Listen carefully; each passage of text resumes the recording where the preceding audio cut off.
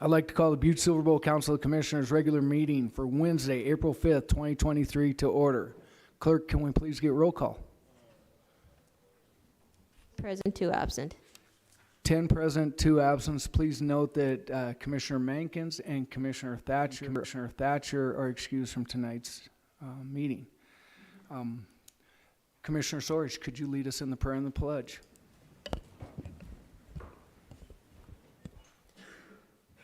Thank you, Mr. Chief Executive, fellow commissioners.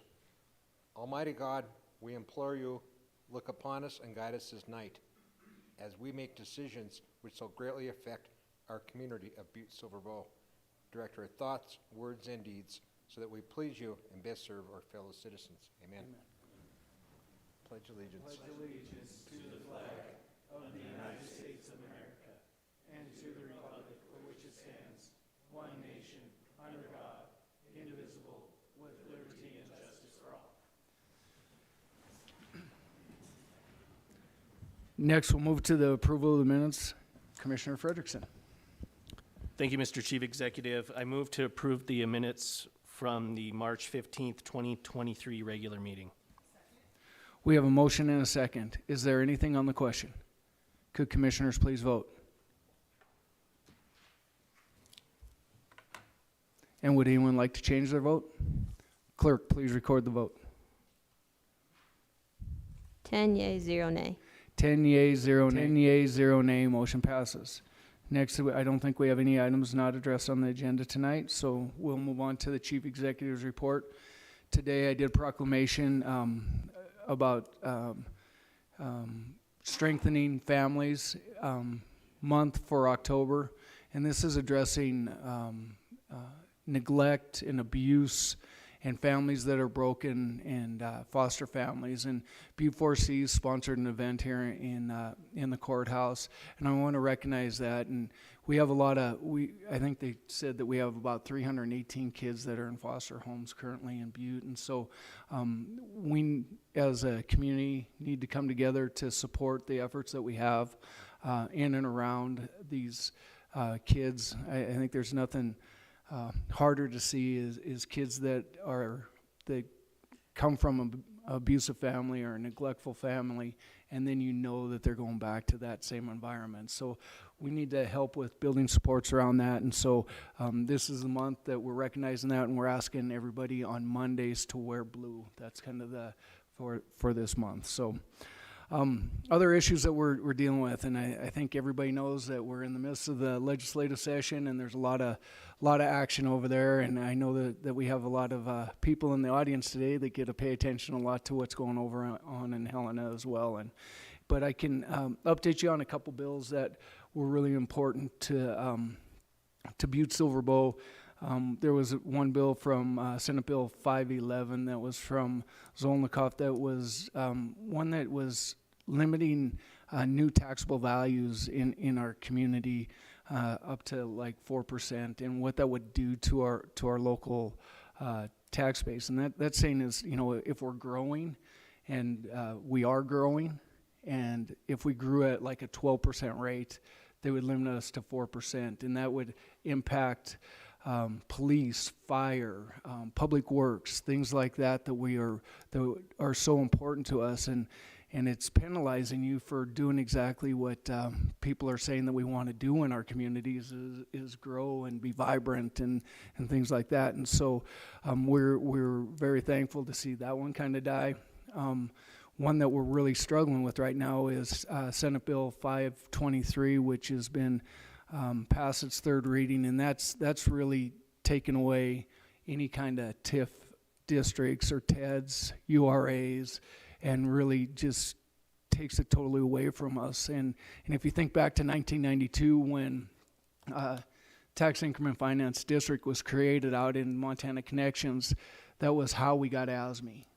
And that was when tax increment was brought into our community, and look at how that's grown and what it's done for our community and what it's done for jobs and taxes in our community here. And so that's one that we are being very vigilant about keeping and really supporting. And I've written a letter to the governor He actually responded right back to me. I sent it through the mail and I sent it through email today, and he responded right back to me about it. He said it's not to his desk to work with our legislators, but if it gets to his desk, he will keep our letter in mind. So we're going to be very vigilant about keeping the pressure on him about how important this is, because it is one of our only economic development tools that we have available to have this sustained and continued growth, because we're competing against other states and other communities, really other states if they put this tool in, because it's going to limit everybody in the state, but it'll limit us on what those tools can be to attract new industry and new jobs and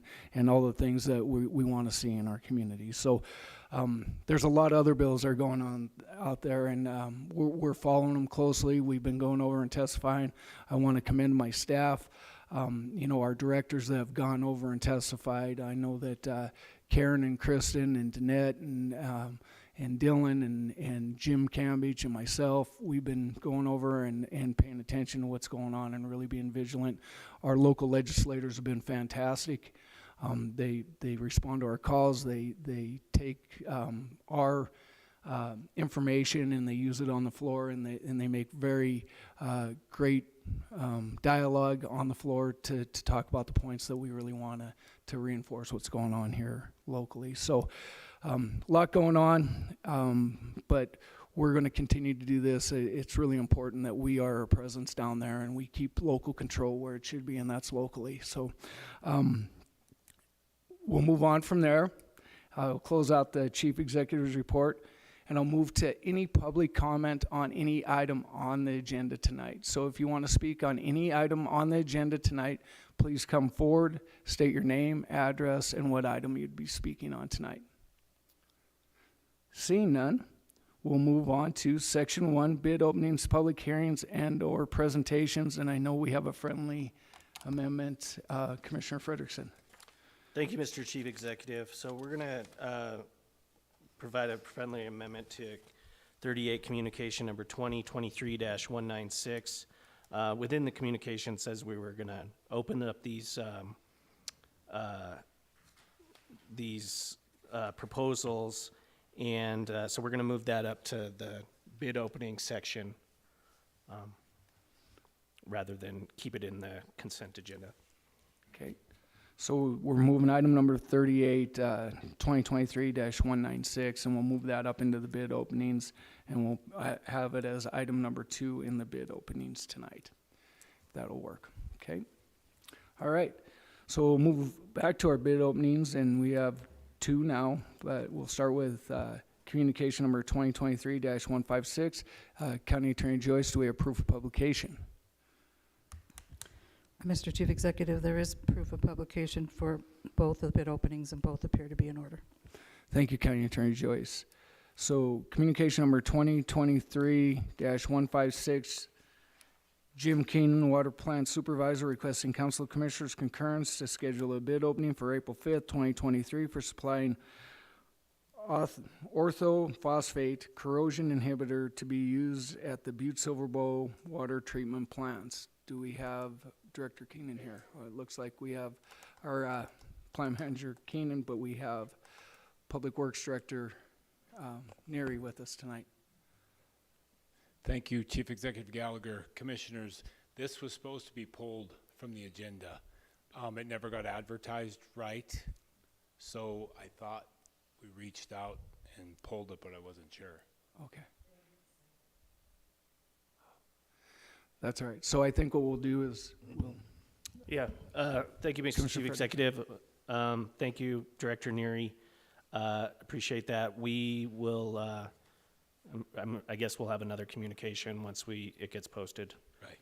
So I'll move to note and place on file communication number 2023-156. we have a motion and a second to note and place on file. Is there anything on the question? Could commissioners please vote?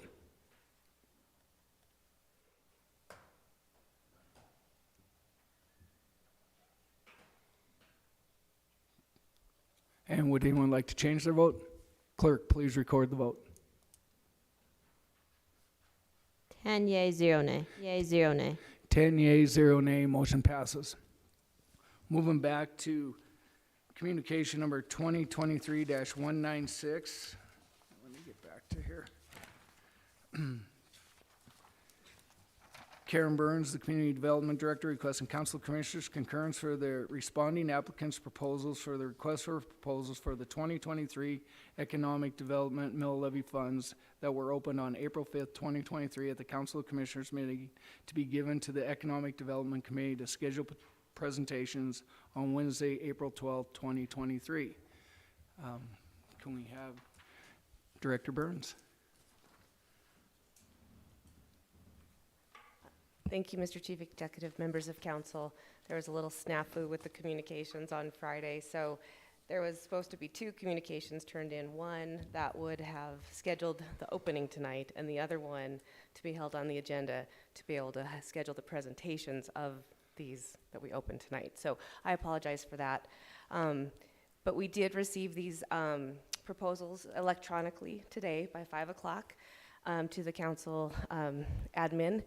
And so we have a list here of the 9 proposals that we received, and I'd just like to read them to the council, who was the applicant and the amount that they are requesting. Thank you. The first proposal was from Mile High Little League for $16,000. The next one is from Main Street, Uptown Butte, for tree replacement for $7,500. The third proposal is from Main Street, Uptown Butte, for the Folk Festival for $15,000. The fourth is from Copper City Softball Little League for $15,000. The fifth proposal was from Advantage Butte for $30,000. The next one is Montana Gaelic Cultural Society for $4,000. The seventh is for Zobani's LLP for $20,000. The eighth is from the Greeley Neighborhood Community Development Corporation for $4,800. And the ninth proposal is from the Motherlode Theater for $9,000. Okay. Thank you, Director Burns. Thank you. Commissioner Frederickson. Thank you, Chief Executive Gallagher. I move to refer this to the Economic Development Committee for further review. We have a motion and a second to refer to the Economic Development Committee. Is there anything on the question? Commissioner Fisher. Thank you, Chief Executive Gallagher. Is there a possibility we could get a printout of what these are? I seen one floating around earlier, so photocopies or something that we don't have to try and jot this down in a short time.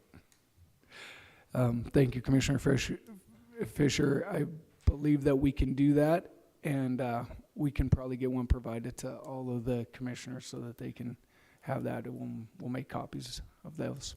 Okay. Thank you. We have a motion and a second on the floor. Is there anything on the question? Could commissioners please vote?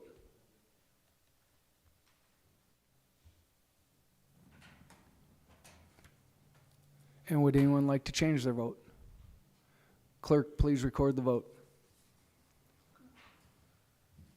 10 yea, 0 nay. 10 yea, 0 nay, motion 0 nay, motion passes. Moving on to the Section 2 consent agenda, we have A 1 through 4 and B 1 through 37 now, since we moved item number 38. Commissioner Frederickson. Oh, do we have any friendly amendments and or segregations? Commissioner Shea. Thank you, Mr. Chief Executive. I just would like to make a friendly amendment to item number 16, Communication 2023-174. The recommendation should be to refer to the refer to the Personnel Committee rather than to hold in abeyance. I would just like to note that change. Okay, so we have a friendly amendment just to refer to the Personnel Committee. Yep. Okay. Commissioner Fisher. Thank you, Chief Executive Gallagher. I would like to segregate number 11, which is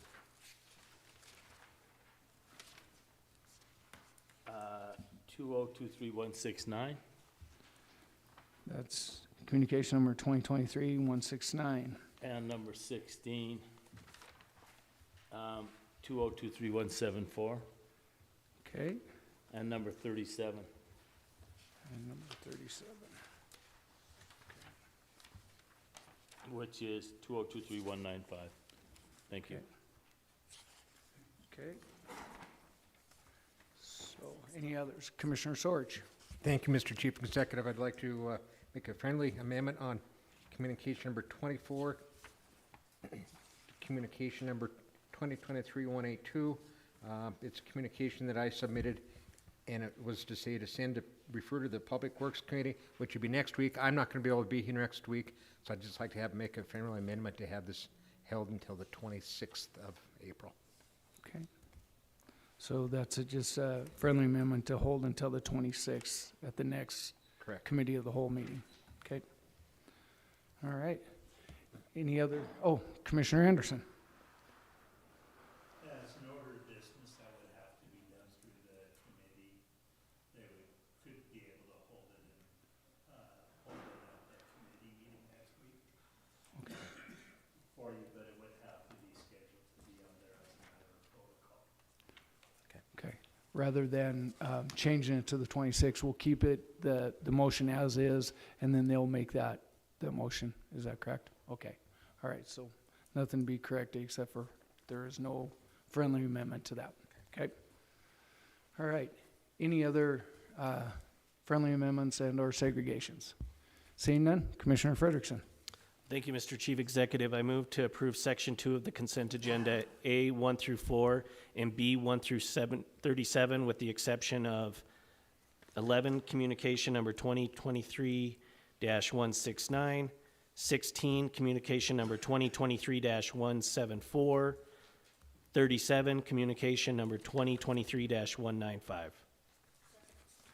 We have a motion and a second to approve tonight's consent agenda. Is there anything on the question? Could commissioners please vote?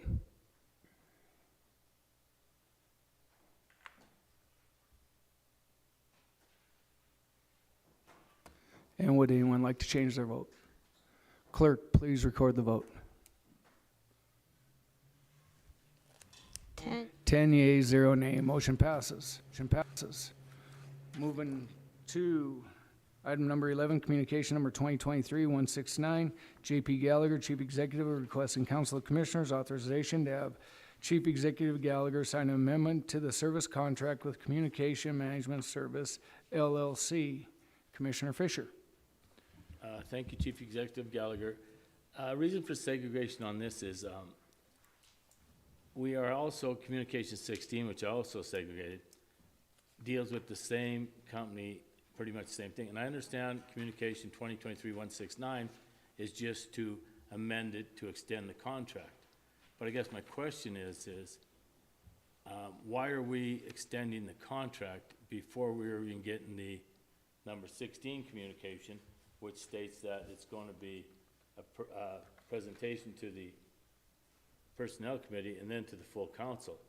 So I guess maybe I'm out of sync here, but it seems like we're putting the cart ahead of the horse here by allowing you to sign an amendment to a contract that we have yet to, I know we've seen it and we've approved it, but we've yet to have a presentation by CMS Management. So I guess you could probably answer that question for me. Thank you. Thank you, Commissioner Fisher. I can answer that.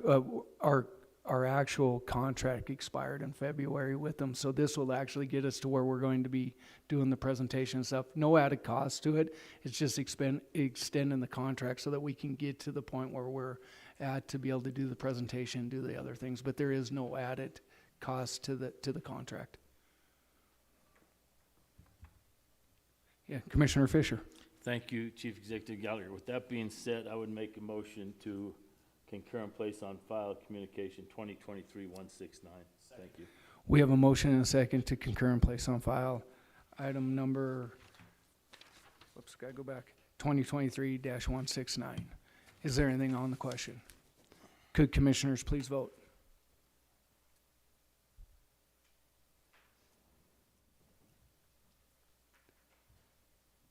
And would anyone like to change their vote?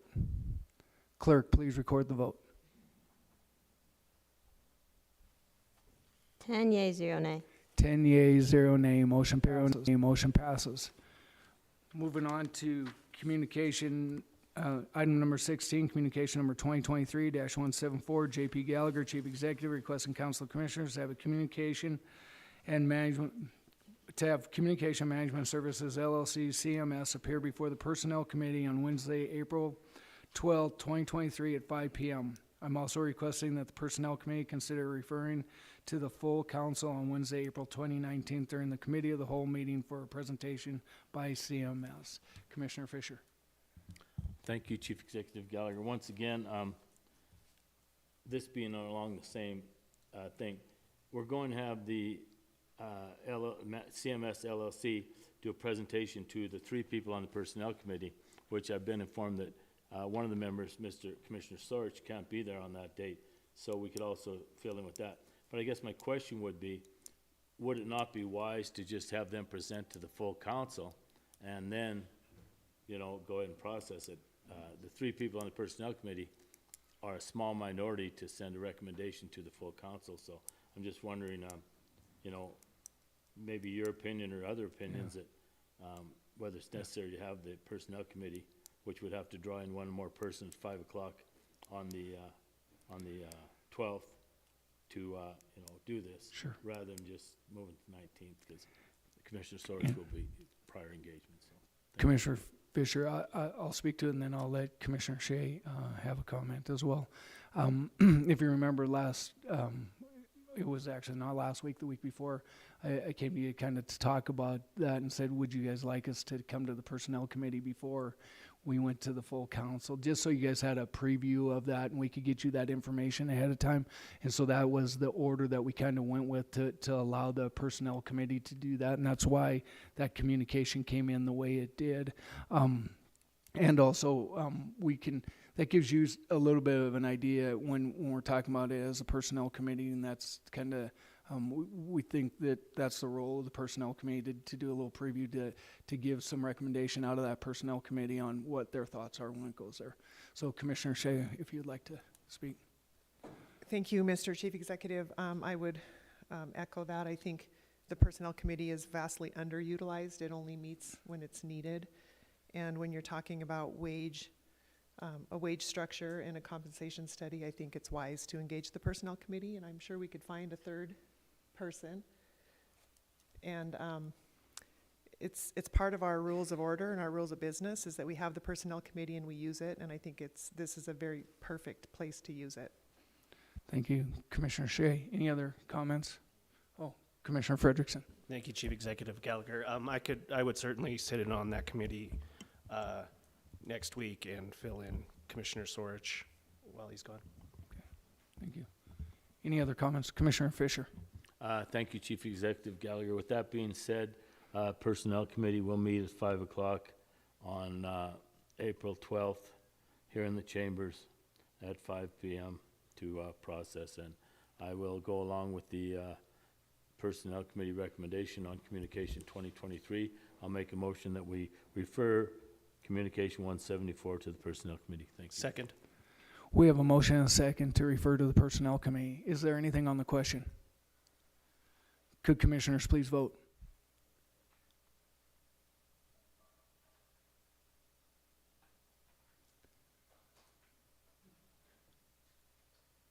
And would anyone like to change their vote? Clerk, please record the vote. 10 yeas, 0 nay. 10 yeas, 0 nay, motion passes. Moving on to item number 37, communication number 2023-195, Kelly Lee, Butte-Silver Assistant Fire Chief, informing Council of Commissioners that he is invoking the public safety exclusion for the demolition of the structure located at 901 South Colorado Street per section 2.64.150 of the Butte-Silver Municipal Code. Commissioner Fisher. Once again, thank you, Chief Executive Gallagher. I guess my question on this is, great idea. I thank Mr. Lee for his participation. I guess my question is, what happens next? What is the procedure, protocol, process for following through this now?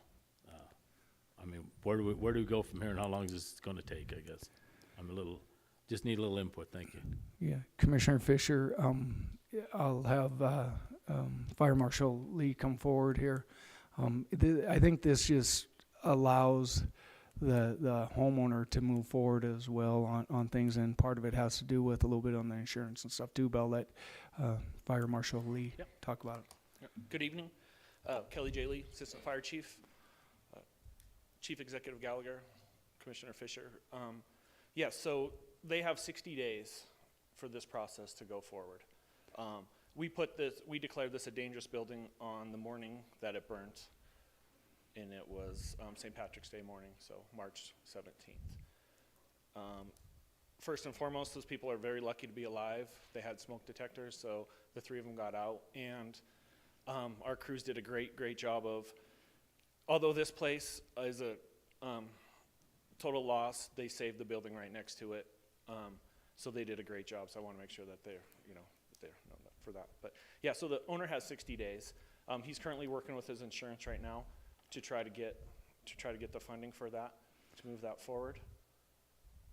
The reason we feel that this is a danger, like I stated in the letter, the roof collapsed on the 2nd story. The joists were, most of the mass loss from them look like they're about ready to come down, and the building to the south of it, or excuse me, the residence to the south of it is 2 or 3 feet away from it, so we're concerned about that.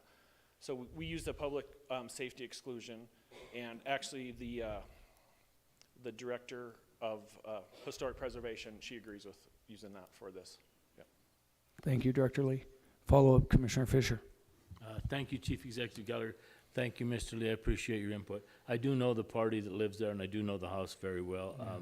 I guess one of the things, I think 60 days is a pretty long time. If it's that bad a safety risk, it should go quicker. But now are they going to have to go through the process with getting the 7 department heads to sign off on this demolition?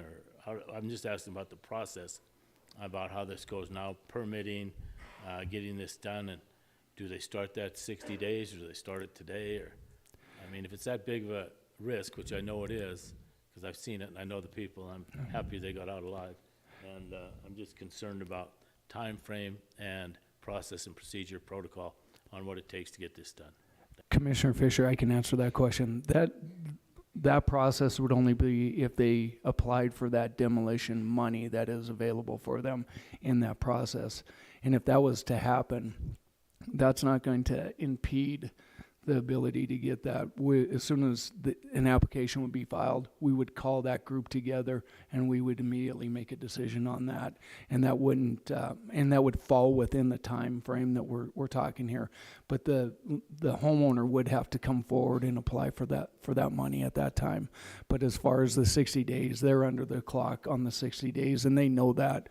They've been notified that we're working with the property owner. They knew from the start. It's a process once it's the safety exclusion and, well, dangerous building and safety exclusion's been, we've been very upfront with them about that, and it's been very, a good relationship back and forth and working with the insurances and stuff. Yeah, Commissioner Shea. Thank you, Mr. Chief Executive. I would imagine, knowing how the insurance companies work, it probably helps light a fire under the insurance company, so to say, to get them to agree to pay for the demolition for the property owners. So for us to make the declaration and approve it quickly is probably really necessary, right? Yeah. Chief Executive Gallagher. Commissioner Shea, yes. Thank you, Assistant Director Lee. And Commissioner Reardon. Thank you, Chief Executive Gallagher. Kelly, I want to thank you for the great job you did on this one and all that. I think this is what we've been looking for, and reestablishing this program and getting it off started and all that. The only thing in listening to the process and all that, I get people, I get fires and all that, but when we were putting this deal together, there was a party that did receive an insurance check, and basically they have a breakdown like for contents, blah, blah, blah, and there was some money in there basically for demolition. And what they did is they spent the whole check. So I wonder if there's anything, this can be done with the committee or something like that, is that if they're reimbursed for a portion of that, I feel that basically we have this program that more or less fits it perfectly, is the fact that if that's delegated in the insurance check, that portion should be deducted from the application. And that's all I got to say, except great job. And I mean, I hopefully we're setting a precedent here that we just get after this situation and all that, and really appreciate your hard work. Thank you, Commissioner Reardon. Any other questions? Commissioner Fisher? Thank you, Chief Executive Gallagher, once again. I guess this is kind of my question is, if they have inadequate insurance and they can't afford to tear it down, then they come to us, the committee, whatever. Have you, excuse me, one interject. Have you appointed the committee yet? I have. Okay. All right. So then they come to the committee and then we process that. Are we looking like we're dragging this out 100 days? Or you think we're gonna get this done in by summer or something? I mean, time is of essence. If it's that dangerous a building, and I was the neighbor, I'd be pretty darn concerned about what's going on in the 60 days with thaw coming and the ice melting, and you know how things shift when that happens. So I guess the process and procedure is, do they still got to go through the whole process even if they don't use county funds? I mean, do they got to go through the 7 departments of the county to go through, like, Metro and Public Works and Planning and Zoning? They go through it all? Commissioner Fisher, I think I can answer that. You're mixing two programs together right here. They're two separate issues. Right now, we're talking a safety exclusion on a building that gives them 60 days. Whether they choose to come to us on the demolition program, that's totally separate and different. Right now, they are under the clock to work with theirs on doing some type of abatement. Now, there could possibly be extensions to that based on how they're working with their insurance company. Are they getting a settlement from there for doing all these things during that time? But we're mixing two different things right here on this, and so the demolition program is totally separate of this. The property owner would have to come to us and ask us for that money at that time, and it is yet to happen. Now, I would encourage them to do that if there's a shortage for them to get there, but chances are this may not be down in 60 days based on just the way things work, and it's not because Butte-Silver Bow is dragging their feet. It's the way the process works with insurance money. Okay. Thank you. Follow-up, Commissioner Fisher. Thank you, Chief. Yeah, totally understandable. I guess my main concern is, what happens here in the next 30, 40 days. I guess I have no complaints or concerns. I appreciate what everyone's done, but, it's just, it seemed like a long process. Thank you. Thank you, Commissioner Fisher. Any other questions? Commissioner O'Neill. Thank you, Chief Executive. So really, I'm not trying to beat this up at all. Please don't think that. But this is, as far as we talk about processes, this process is getting it going, right?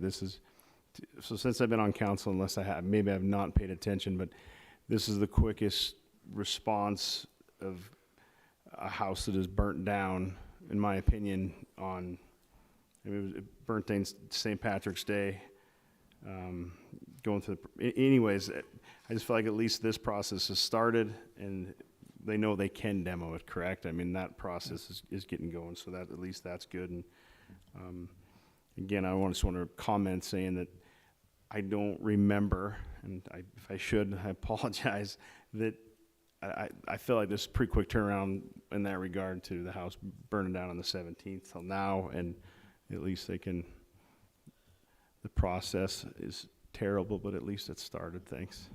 Thank you, Commissioner O'Neill. Commissioner Shea. Thank you, Mr. Chief Executive.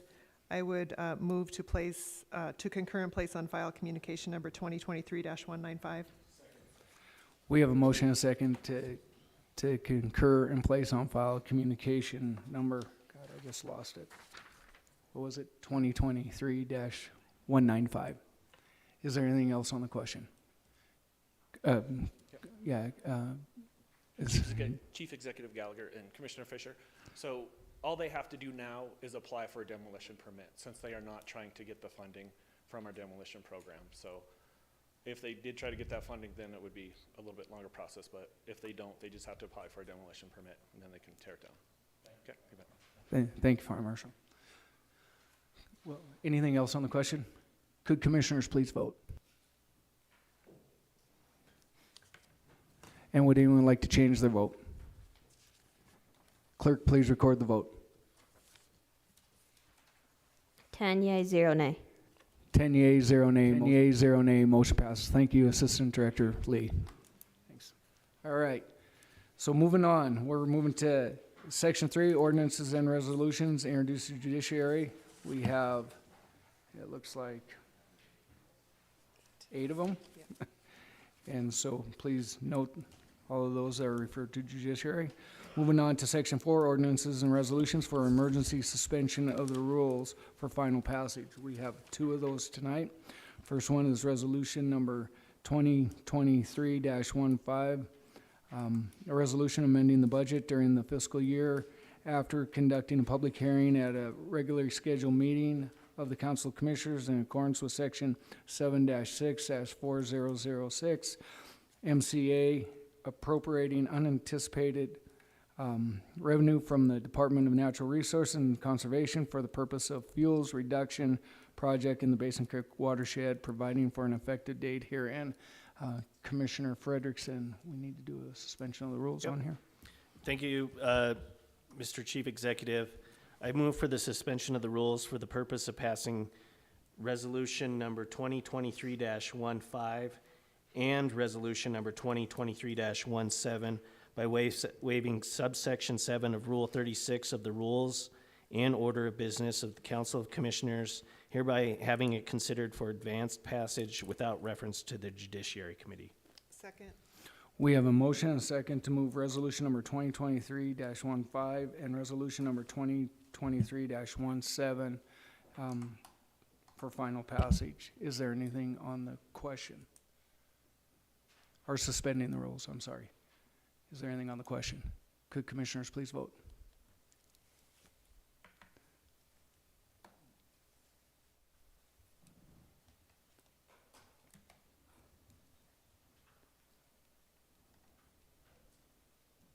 And would anyone like to change their vote?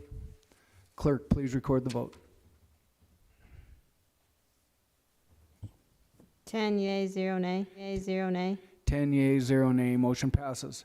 Moving to Resolution Number 2023-15, a resolution amending the budget during the fiscal year after conducting a public hearing at a regularly scheduled meeting of the Council of Commissioners in accordance with Section 7-6-406 MCA, appropriating unanticipated revenue from the Department of Natural Resources and Conservation for the purpose of fuels reduction project in the Basin Creek watershed and providing for an effective date herein. Commissioner Frederickson. Thank you, Mr. Chief Executive. I move to place Resolution Number 2023-15 on final reading and passed, having been deemed fully read at length. Second. We have a motion and a second to place on final reading. Is there anything on the question? Could commissioners please vote?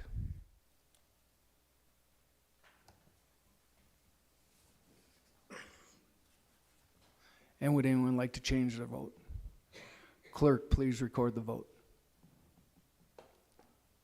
10 yea, 0 nay. 10 yea, 0 nay. 10 yeas, 0 nay. Motion passes.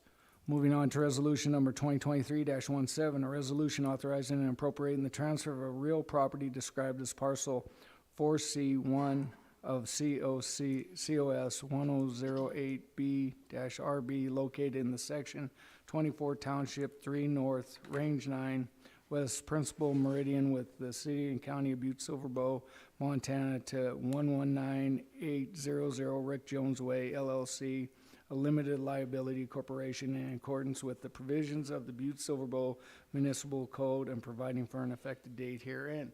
Commissioner Frederickson. Thank you, Mr. Chief Executive. I move to place Resolution Number 2023-17 on final reading and passed, having been deemed fully read at length. Second. We have a motion and a second to place on final reading. Is there anything on the question? Commissioner, please vote.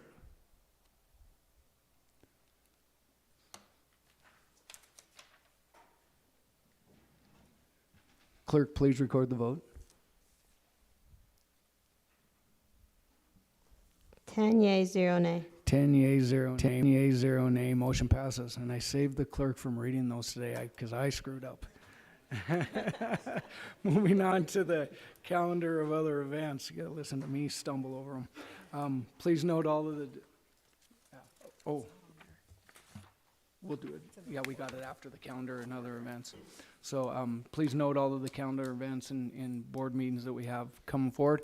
And next, we'll move to any public comment on any item not on the agenda tonight.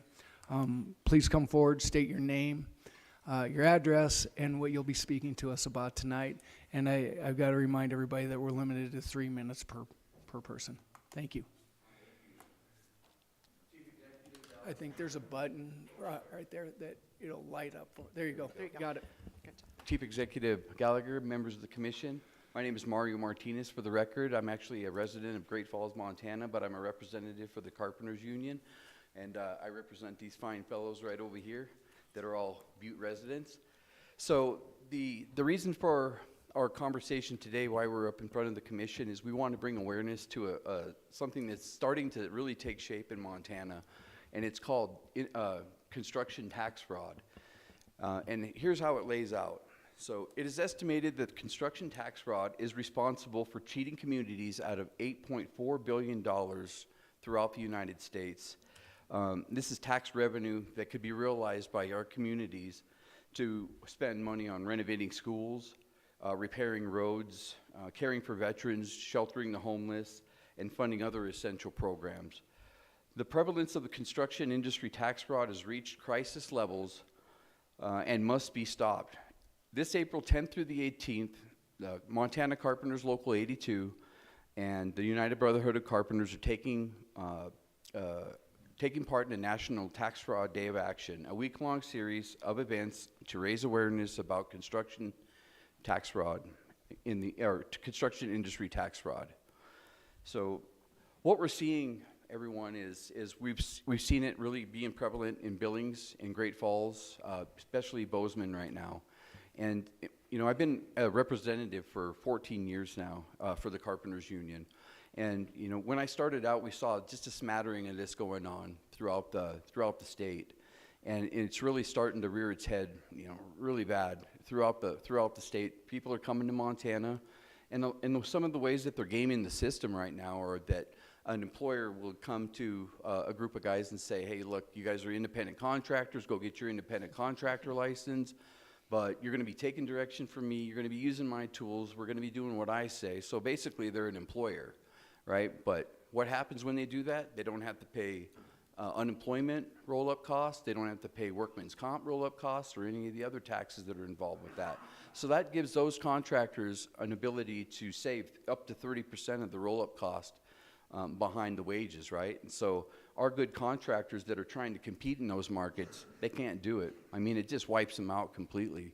And I think the most important thing here is it tears at the fabric of Montana and cities like Butte or Great Falls, where I'm from, is, like I said earlier, it takes away from these really important fundings that we depend on every single day. I don't know a community in Montana right now that isn't struggling for extra tax revenue dollars, right? And so when we get people that are coming in and gaming the system and not paying the freight, it hurts everybody in the community for sure. Tax Fraud Day of Action grew out of a widespread outrage about construction industry fraud, a range of practices where employers use criminal practices to walk away from tax responsibilities. And that's exactly what they're doing. They're walking away from their responsibilities. And now what happens to the employees that are working under that?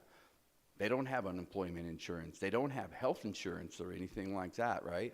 And they don't have any kind of workman's comp. So if they get hurt, they're on their own. And then that causes additional pressure to our communities. 30 seconds. Okay, You got so 30 I seconds. said what I had to say. I appreciate everybody's time. Thank you very much. Thank you, Mario. Appreciate that. And if any other speakers, thank you very much. Mr. Gallagher, Commissioners.